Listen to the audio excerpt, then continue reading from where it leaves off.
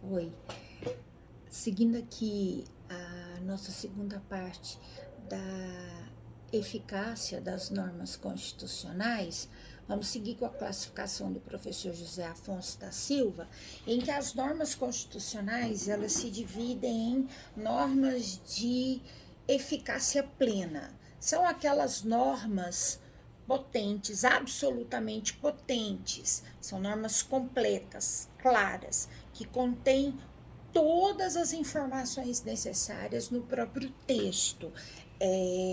Elas têm aplicabilidade imediata, direta e integral, não dependem de lei infraconstitucional posterior, produzem efeito desde a entrada da Constituição, não necessitam de regulamentação e não podem sofrer contenção do legislador infraconstitucional.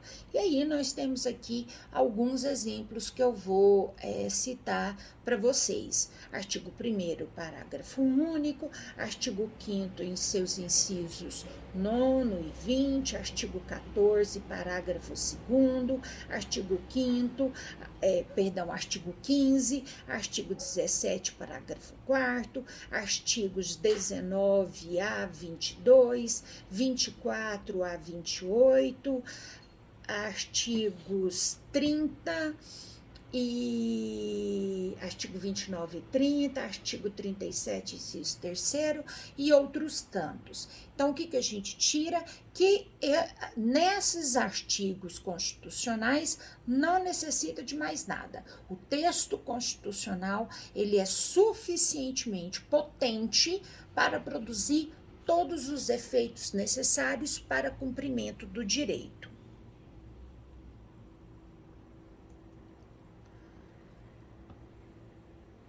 Já as normas constitucionais de eficácia contida ou redutível, prospectiva ou de eficácia plena restringível são também normas normas completas, mas de aplicabilidade imediata, contudo, admitindo a edição de lei ou de providência do poder público que restrinja.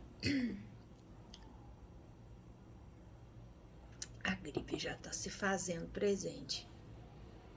Que restrinja o direito consagrado da própria norma constitucional. É possível exercer o direito, só que esse direito pode ser restringido, contido pela discricionariedade do próprio poder público, nos termos que a lei estabelecer. São exemplos o artigo 5º, em seu inciso 8º, quando o direito de pode ser, a contenção pode vir por lei ou pelo próprio artigo 5º em seu inciso 14. Essa norma constitucional de eficácia contida são aquelas que, para o professor José Afonso da Silva, prevêem a possibilidade de restrição por uma justificativa de necessidade, de utilidade pública ou de interesse social ou de preservação de calamidade pública, de iminente perigo público, entre outras razões do mesmo gênero.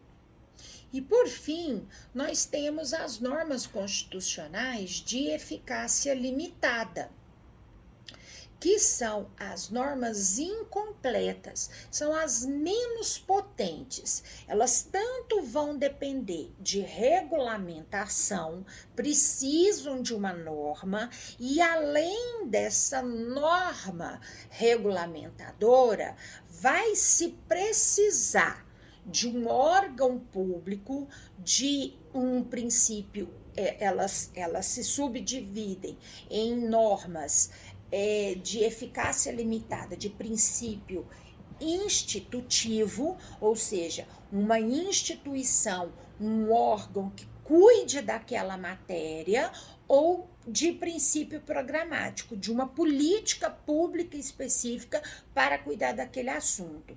Então, além do texto da Constituição, vai se precisar do texto da lei, de um órgão público ou de uma política pública, ou das 4 possibilidades aí para dar o fiel cumprimento do texto da lei.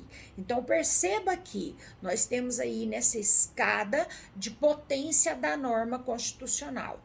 Norma constitucional de eficácia plena, o texto da Constituição é totalmente potente.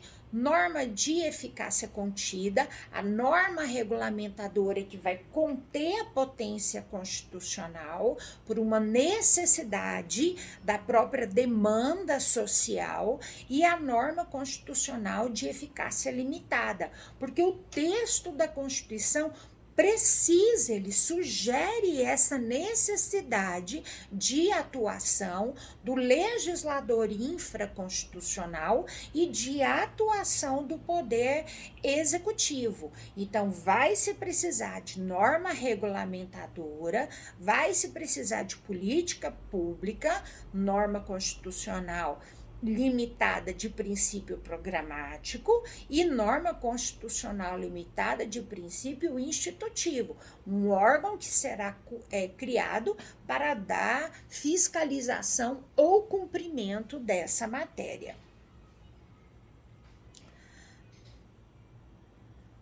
Vamos avançar. Bom, quando nós tratamos e começamos a tratar dos direitos e garantias fundamentais, nós entendemos que fundamental é aquilo que é básico, que é essencial, que caracteriza aquilo que é a essência do ser humano, que é condição de existência, que sem essa existência o ser humano não se constitui. E aí é muito importante nós entendermos que o Constituinte, em 1988, ele procurou trazer o máximo de direitos e garantias nesse bojo dos direitos fundamentais.